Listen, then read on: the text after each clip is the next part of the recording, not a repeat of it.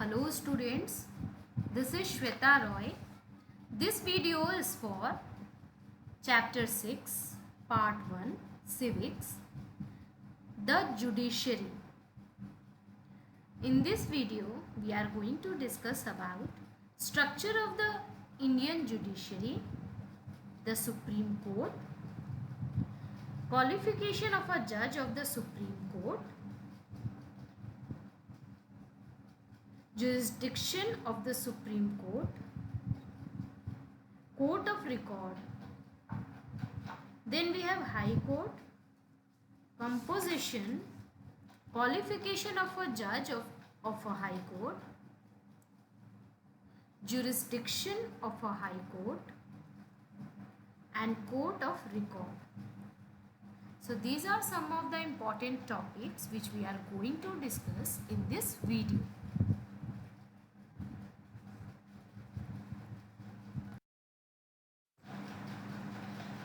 So let's start with the topic, the judiciary.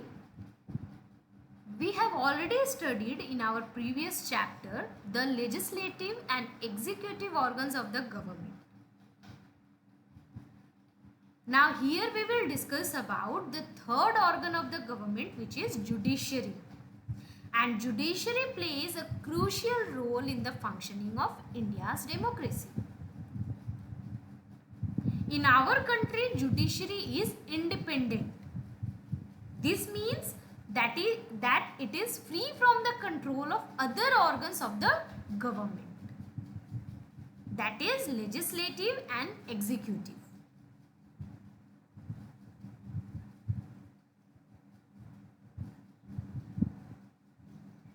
In India, the laws which we have is applicable equally to all persons, and a certain set of fixed procedures are followed if a law is violated. And it is the judicial system consisting of a mechanism of courts that a citizen can approach in case of violation of any law. An impartial, independent and unbiased judiciary is the pivot of democracy.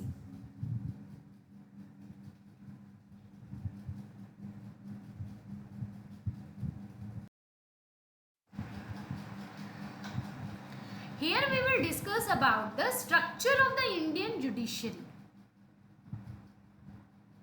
You also can see the structure of the Indian judiciary through this chart. So you have Supreme Court, then you have High Courts, then you have lower or subordinate courts. So a country has a Supreme Court.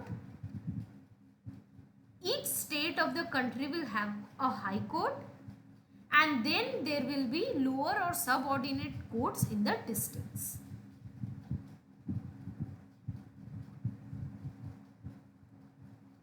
And you can see it is like a pyramid.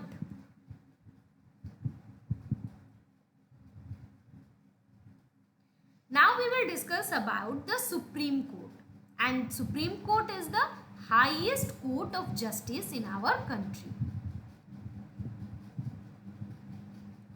It functions in New Delhi and it consists of a Chief Justice and 30 other judges. Now, Parliament can increase or decrease the number of its judges.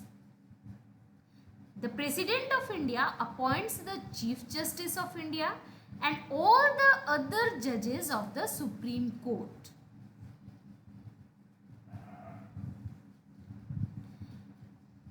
The judges of High Courts are also appointed by the President.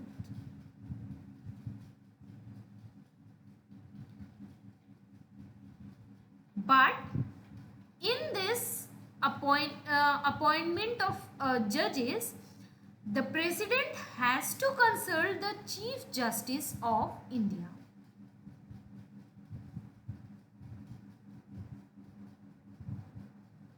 Now we will discuss about the qualifications of a judge of the Supreme Court.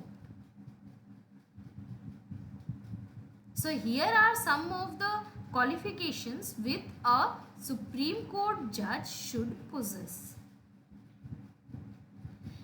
He must be a citizen of India.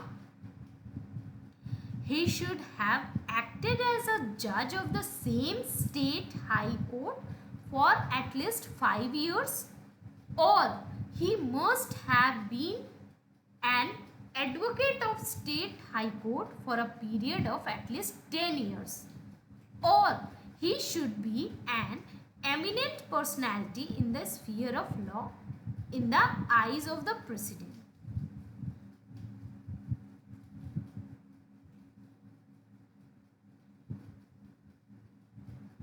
A judge of the Supreme Court of India retires at the age of 65 years. And it is very difficult to remove him if he is once appointed.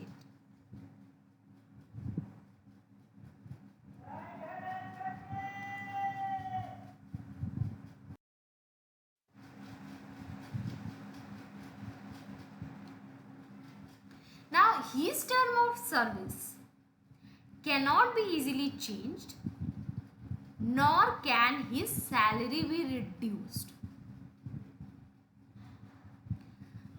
Now, the president can remove a judge only on certain grounds of mental infirmity or misbehavior.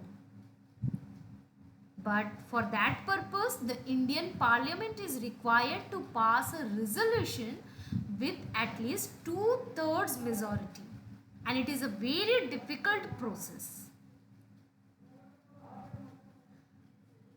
Now, since the independence of our country, no judge has so far been removed.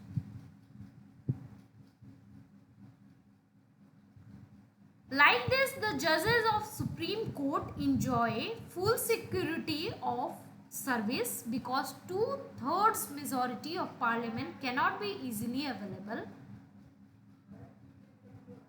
and the judges are not allowed to start their practice after retirement, and the parliament cannot put their salaries to vote at all, and the conditions of service of the judges are meant to create an independent judiciary in the country. Now we have jurisdiction of the Supreme Court. So the Indian Supreme Court has original and appellate jurisdiction. So the original jurisdiction gives it the power to hear cases for the first time, and because of this, all the disputes that arise between the central government and any state government are decided by Supreme Court of India.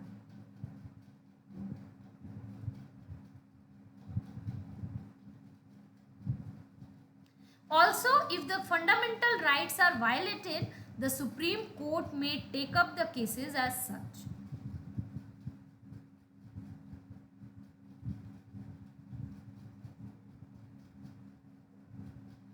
The Supreme Court guarantees the fundamental rights to all the citizens. Now, the Supreme Court entertains appeals against all the state high courts, and because of this, the Supreme Court is the final court that decides appeals.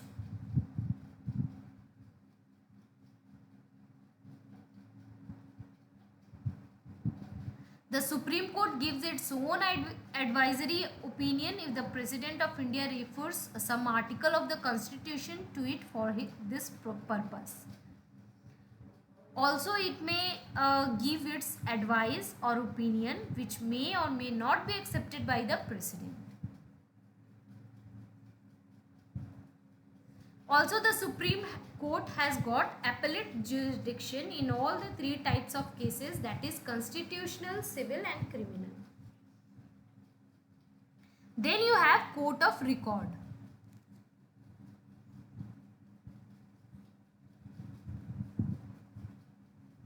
Now the Supreme Court maintains all the previous records of the cases. All the judgments of the Supreme Court are duly recorded and printed. And the lower courts treat these judgments as laws. Like this, there is one uniform judicial system in our country, and the Supreme Court is the highest court in the country. All the other courts in our country are subordinate courts, and they have to obey the rules and regulations framed by the Supreme Court of India.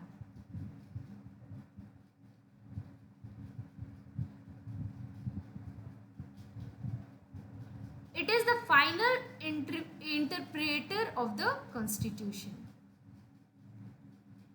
Now we will discuss about the high courts. So India has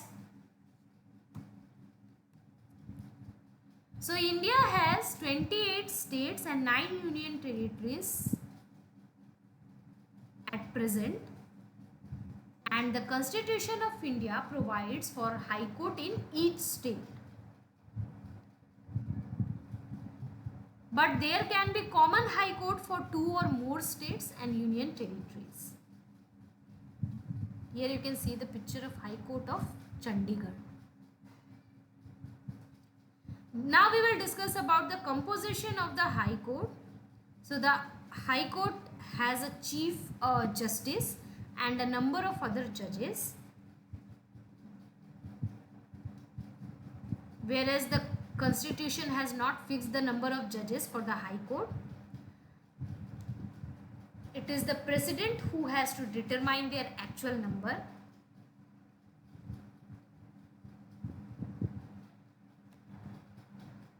So at present we have 25 high courts in our country, and the number of judges of high courts is dependent upon the size and population of the state. If there is a small state and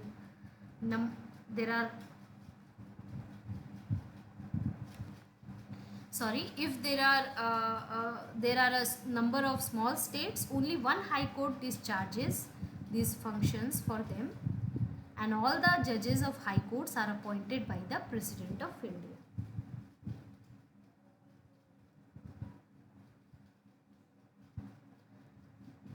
For this, he has to consult Chief Justice of India, the Chief Justice of the state, and the Governor of the concerned state.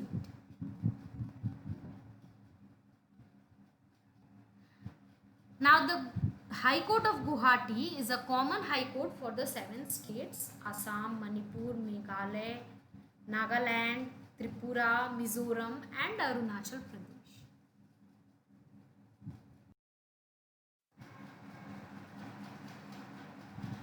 Now we will discuss about the qualifications of a judge of a high court. So a judge must be a citizen of this country.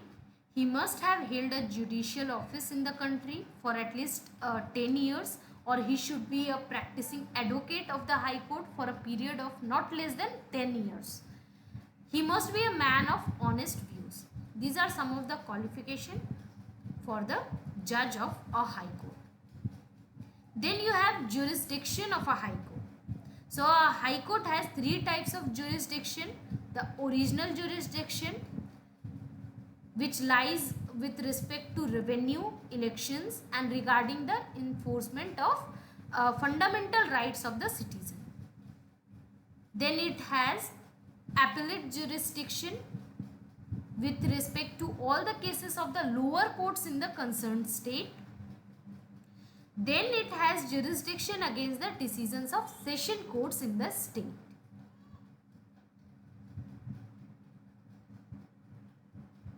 Revisory jurisdiction of High Court pertains to the withdrawal of a case from a subordinate court. If there is some constitutional point involved in it, it can take up the case in question. Now we will discuss about a court of record. So each High Court is also a court of record. its judgments are referred to by all the lower courts just like laws. A high court supervises the lower courts in the state as well. Also, all the states are divided into districts, and every district has got many kinds of courts which decide both civil and criminal cases. And in each district, the high court is that of district and session judge. He can hear civil suits and also appeals against judgment of the lower courts. Additional district judges are also appointed if quantity of work is heavier and one court finds it difficult to cope with it. The highest district court for trying criminal cases is that of the sessions judge. The criminal cases can also be heard by magistrates, but if their judgments do not favor a party, he may file an appeal in the district court, and if the latter also fails to satisfy the party, it may go in for an appeal to the High Court of the state.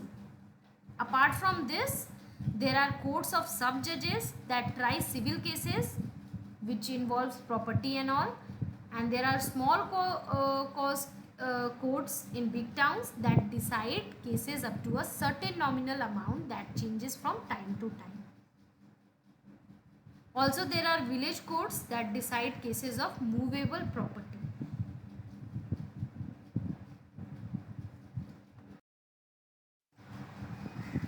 I hope you all understood all the topics taught in this video.